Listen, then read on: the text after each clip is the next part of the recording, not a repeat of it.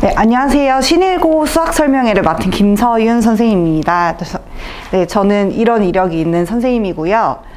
일단은 이제 수학 부분이 되게 중요하다라고 얘기를 하는데 신일고에서도 얼마나 중요한지에 대해서 좀 얘기를 해보고, 신일고 이번에 중간고사 본 시험을 기반으로 어떤 식으로 출제가 되었고 우리가 공부해 나가야 될 방향에 대해서 조금 설명을 해보겠습니다. 그리고 마지막으로 이제 공부를 어떤 식으로 마무리를 지어야지 실제 기말고사에선 점수를 나올 수 있을지에 대해서 좀 이야기를 해보겠습니다. 첫 번째로 말씀드릴 거는, 당연히 아이들이 지금 내신을 준비하고 있기 때문에 내신 부분에서 저희가 봐야 될 거는 단위수라고 생각을 합니다.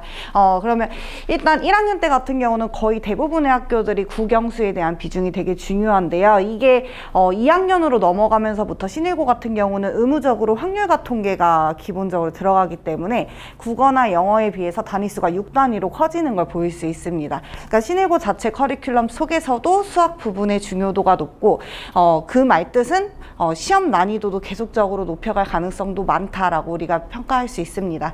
그러면 이제 앞으로 그러면 저희가 신일고를 다니면서 최종적으로 입시에서 성공하기 위해서는 이 신일고 자체가 자사고이기 때문에 저희가 이제 내신과 함께 수능이 병행이 돼야 된다고 생각을 하고, 실제로 이제 내신을 계속 시험을 보면 아시겠지만 수학 부문에서는 이제 모의고사 반영된 내신 기출문제들이 상당히 많이 나오는 걸로 보이므로 저희가 이제 수능까지도 잘 이끌어 가야 되고, 실제 이제 입시 결과상에서 수능 수학 자체가 되게 중요도가 높다라는 정보들을 제가 좀 수록을 해놨습니다. 이 부분은 지금 중간고사 리뷰이기 때문에 굳이 제가 설명할 필요는 없을 것 같고요. 자료를 한번 참고해 주시면 수학 자체가 타 과목에 비해서 중요도가 되게 높고 대입을 하기 위해서 공부를 충분히 열심히 해야 되겠구나라고 생각을 하실 수 있을 것 같습니다. 그러면 신일고 내신 경향이 어떤 식으로 나왔는지 저희가 작년 시험과 함께 비교를 좀 해보겠습니다. 보통 저희가 중간고사를 준비한다, 기말고사를 준비한다라고 하면은 기본적으로 이전에 기출됐던 한 2, 3년 전 문제를 기반으로 이제 공부를 하게 됩니다. 근데 이제 작년이랑 재작년 같은 경우는 코로나의 여파, 여러 가지, 그리고 학생 인원수의 감소들, 이런 부분으로 사실 내신 기출 문제들이 그렇게 어렵지 않았습니다. 심지어 1등급이 아니라 거의 한 3등급 컷이 2022년도에서는 80점대 3등급 컷이 이제 형성이 될 정도로 내신 난이도가 그렇게 어렵지 않았었어요. 근데 올해 같은 경우는 문제수가 줄었음에도 불구하고 아이들의 체감 난이도가 조금 높았던 시험 중에 하나였습니다. 그 이유는 일단 객관식 자체가 예년에서는 조금 쉽게 나왔다라고 한다면 올해 같은 경우는 객관식 난이도가 조금 높아지고, 서술형 같은 경우는 서답형으로 이제 중간 서술 과정이 중요한 게 아니라 답만 물어보는 문제로 출제가 되었었는데요. 이 부분에서도 이제 난이도가 그냥 비슷하게 유지가 되고 마지막 문항만 조금 헷갈리게 나온 이런 출제 방식을 이제 가져갔는데, 아이들이 객관식에서 본인이 이제 이전 난이도를 예상해서 되게 시간을 많이 투자하다 보니까 시간 배분을 많이 못해서 점수가 잘 안 나온 학생들이 많았던 것 같습니다. 그럼 어떤 식으로 문제가 출제되었길래 저희가 이제 학생들이 잘 못 봤는지를 조금 더 분석을 해보면, 일단 제가 문제로 좀 보여드리겠습니다. 여기 첫 번째 국어 문제부터 봐보시면, 사실 이 문제가 앞쪽 문제이기 때문에 아이들이 그렇게 어려워하지 않았을 것 같아요. 근데 일단 저희가 다항식 정리, 단원, 대단원을 봐보면 첫 번째 단원이 지금 전개를 하는 단원이 되고, 두 번째 단원은 인수분해 단원이고, 두 번째 단원이 항등식 단원이고, 세 번째 단원이 인수분해 단원입니다. 사실 이 식의 조작은 그 어느 단원에서 특정 단원으로 배우지 않는 단원 중 하나예요. 예. 그래서 이 단원은 솔직히 어디에 속해 라고 하면은 그냥 식을 많이 조작한 친구들이 문제를 풀 수 있는 것 중 하나이고, 보통 이제 내신 기출 문제를 많이 풀게 되면 이제 강남권이나 이 근처 학교들에서는 사실 이 식 변형이 많이 나오지 않습니다. 하지만 한 2, 3년 전부터는 이제 강남에서 이렇게 완전 제곱식을 통해 가지고 식 조작을 통해서 조건을 찾아내는 이 문제들이 간혹 출제가 됐었거든요. 그래서 어느 정도 내신 학습이 돼 있던 친구들은 되게 되게 자연스럽게 풀고 넘어갔을 법한 내용이지만 생각보다 오답률이 조금 있던 문제 중 하나라고 합니다. 그러니까 신일고에서 좋은 등급을 받기 위해서는 일단 기본적으로 많은 내신 문제들을 풀어보면서 경험이 조금 많아야지 당황하지 않고 좋은 점수를 받을 수 있을 거라고 생각이 듭니다. 그 다음에 두 번째로는 15번 문제도 마찬가지죠. 그 사이에 좋은 문제들이 많았지만 아이들이 이제 풀 수 있음에도 불구하고 놓쳤던 문제들을 조금 분석을 해보자면 15번 문제는 되게 아이들이 기본적으로 많이 풀었던 유형인데 숫자만 바뀌었어요. 원래 여기 나와 있는 이 괄호가 많은 이 식들을 똑같은 인수로 구성이 되면 교과서 기본 문항에도 나와 있는 뭐 연속으로 조립제법을 하는 유형 중 하나입니다. 근데 이 단원에서 아이들이 그 연속으로 조립제법을 하는 이유를 공부하지 않고 그냥 비슷한 시계 형태가 나왔을 때 계속 연속해서 조립제법만 했다면 이 문제를 푸는데 되게 노가다 형식으로 풀었을 거예요. 그러니까 신일고에서는 이제 학생들 자체에 그냥 수학을 얼마나 공부했냐라는 것도 변별을 시키고 하고 싶지만 학교 선생님께서 수학의 원리를 이 학생이 얼마나 이해하고 있는지에 대해서 물어보고 싶은 문제들을 항상 출제를 한다라고 보시면 되겠습니다. 그래서 기본적인 문제를 풀 때도 원리를 정확하게 왜 이 문제에 이런 원리를 적용하는지를 항상 상기시키면서 기본 문항부터 공부를 해야지 충분히 좋은 점수를 받을 수 있을 거라고 생각합니다. 그러니까 단순하게 많은 문제를 푸는 것보다 다양한 형태의 문제를 똑같은 수학의 이론을 적용하면서 왜 내가 이 이론을 여기서 적용했는지를 한 번씩 상기하는 공부법을 가져야지 좋은 점수를 받을 것이라고 생각이 듭니다. 마찬가지로 당연히 킬러 문제들이 나왔는데요. 사실 이 20번 문제나 서술형 3번 문제 같은 경우는 다 2차 함수와 관련된 문제들이 나왔었어요. 근데 사실 이거는 제가 많은 이야기를 할 필요는 없는 문제 중 하나인 게 많은 이 수학이 좀 고난도로 나올 수 있다라고 가능성이 있는 학교들 같은 경우는 보통 2차 함수의 최대 최소 그리고 축 변환, 축 이동에 관련돼서 이제 조건을 찾아내는 거는 기본 유형입니다. 근데 여기에 하나 더 연산을 더 넣었어요. 그러니까 그냥 방정식만 풀면은 끝나는 유형이다라고 한다면 시간이 아마 절반만 소요가 됐었을 텐데 문제 자체에서 MN을 정수 조건으로 주어지면서 직접 학생이 숫자를 다 넣어봐야 되는 형식의 문제로 주어졌습니다.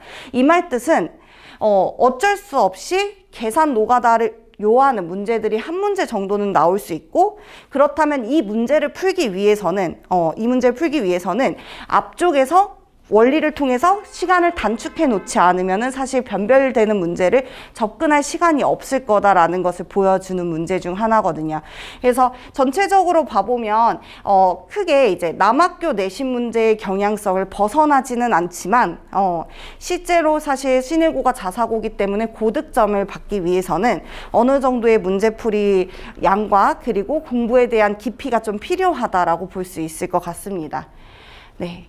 그러면 저희가 이제 신일고 수학 학습을 어떤 방향에 맞춰서 공부를 해야 되냐라고 하면은 일단 수상과 수하는 수학의 기본을 다루는 과정이기 때문에 연산이 되게 중요합니다. 그리고 연산 자체는 속도와 정확도가 되게 높은 과정 중 하나고요. 그래서 앞으로도 이제 기말 또는 이제 2학기를 대비하기 위해서는 저희가 연산을 간소화하는 과정들이 분명히 필요하고 이 뒷파트 같은 경우는 기말고사는 이제 도형이 들어가는 좀 힘든 단원들입니다. 이 힘든 단원들에서 그냥 연산을 주구장창 하면서 문제풀이를 하다 보면은 기말고사는 더 크게 무너질 것입니다. 그래서 원리에 입각해서 도형의 성질을 적재적소에 사용하는 풀이를 갖춰야지 제대로 이제 점수를 받을 수 있을 거고 그런 과정들이 전부 연산 속에 포함이 되기 때문에 기본 문제의 연산부터 제대로 쌓는 게 되게 중요합니다. 그리고 두 번째는 심화 문항의 아이디어를 분명하게 학습을 해야 됩니다. 그 아이디어가 방금 보여드렸던 20번 문제 문제도 전혀 다르지 않게 모의고사에서 자주 나오던 소재를 짜집기 했던 것입니다. 그래서 당연히 이제 아이들이 학년이 올라갈수록 소재 자체가 어렵기 때문에 수학은 심화 문제 푸는 것을 되게 두려워합니다. 그렇지만 남학교 특히 신일고 같은 경우는 이렇게 모의고사 기반의 문제들을 그 시험 전에 익숙하게 많이 풀리지 않으면 시험 때 킬러 문제의 접근은 거의 불가능할 것이라고 예상이 되기 때문에 조금 힘들더라도 지속적으로 심화 문항들을 풀 수 있게 지도를 해야 된다라고 생각을 합니다. 그리고 이런 아이디어들이 다행히 이제 고1 과정에서는 심화 아이디어가 많지 않기 때문에 그 심화 아이디어를 제대로 학습하고 내신에서 출제될 것을 예상을 해서 공부를 하면은 실제로 심화 문제가 출제가 되었을 때도 그 문제를 보자마자 그 밑그림이 그려지는 형식이 될 가능성이 높기 때문에 모의고사 심화 아이디어는 충분히 학습을 해야 된다라고 보여집니다. 그리고 마지막으로는 전체 시험지를 어머님께서는 보셨을 수 있는데요. 되게 문제가 긴 문항들이 되게 많이 나와요. 그러니까 중학교와 다르게 이제 대놓고 조건들을 그냥 나열식으로 제시를 해준다면 충분히 저희 아이들이 좋게 문제를 해결할 수 있겠지만 문장으로 보통 이제 조건을 나열하다 보니 성격이 좀 급한 남학생들이 그 긴 문장을 좀 해석하는 걸 되게 어려워합니다. 그래서 이제 기말고사 전에 이제 수학적인 실력을 향상시킬 때 일부러라도 좀 긴 문제들을 해석해서 풀 수 있는 훈련들을 충분히 해야지 앞으로도 2학년, 3학년에 올라갔을 때도 좋은 점수를 받을 수 있을 것이라고 보여지고, 당장 기말고사에서도 도형 파트이기 때문에 도형에서의 조건을 서술식으로 준다면 조건 자체를 활용하지 못하는 친구들이 많아서 이 수학적 독해력을 늘릴 수 있는 좀 긴 문항들에 대한 연습도 꼭 필요하다라고 보여집니다. 네, 이렇게가 좀 저희가 공부를 해야 되는 방향 중 하나가 될 텐데요. 네. 네, 그런 공부를 하면서 동시에 사실 신일고가 제가 말씀드렸다시피 엄청나게 특이한 경향성을 가진 학교는 아닙니다. 그렇기 때문에 저희가 공부한 것들 중 본인이 약했던 유형 또는 본인이 계속 틀리는 유형들을 제대로 학습해야지 좋은 점수를 받을 수 있을 것이라고 보여져서 저희 수업 시간에는 항상 오답 노트를 매회 제공을 하고 있고, 그리고 매 주차별 오답, 그리고 매달 오답을 이제 진행을 해서 남학생들이 쉽게 등한시할 수 있는 오답에 대한 공부를 충분히 시킬 수 있을 거라고 보여집니다. 그리고 만약에 이제 혼자 공부한다라고 하더라도 본인이 학교에서 틀린 거, 그리고 혼자 문제집 풀다 틀린 거, 이런 것들을 계속 누적해서 반복 학습을 해서 사실 그 문제가 시험에 나올 가능성이 되게 높거든요. 그래서 꼭 시험에서도 안 틀릴 수 있게 복습도 복습하는 게 중요하다라고 보여집니다. 네, 이런 식으로 공부를 하고, 제가 말씀드렸다시피 이것도 이제 수업의 연장선상인데요.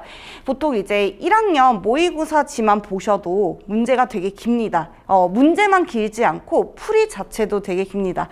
학생들이 저한테 이런 것도 물어봤어요. 선생님, 이렇게 긴 풀이의 문제가 저희 학교에도 나올 수 있을까요?